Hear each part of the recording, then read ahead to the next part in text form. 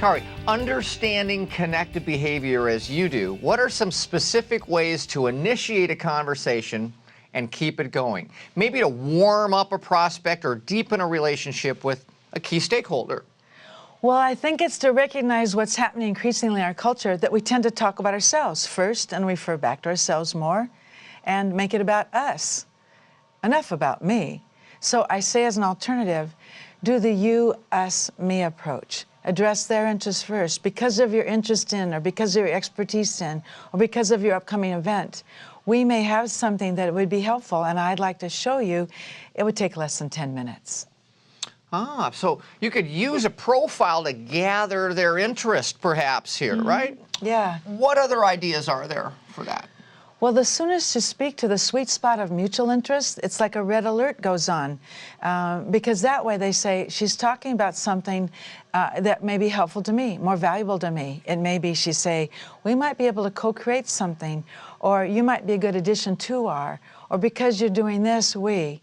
So anything that addresses their interest right now, after you've read the LinkedIn, and you address it soon in the message, it's a jump start to the conversation. Well, that was kind of easy because it's kind of linear, and you kind of master the obvious in some cases there, frankly.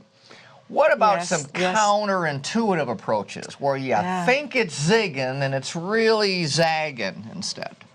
Then sometimes you want to know what's really on their mind. And we're told to show a demonstration of caring, and to find out stuff, we should ask questions. But in fact, we're far more revealing by the questions we ask than the answers we give.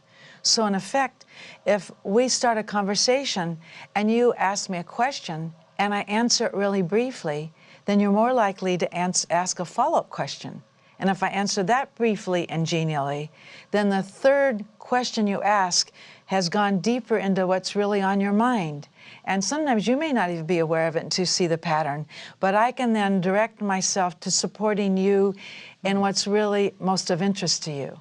So that's the power of answering rather than asking the questions. You know, in audiences, when I'm a person in an audience, I always try to ask that question that's on everyone's mind, because the great question is a whole lot better than a great answer. I totally understand that. So if you're trying to get through to a team or a group, is there an approach for that you'd suggest? Well, one thing to do in the team is to be the glue that holds the group together. Then you attract power. You're the connective leader.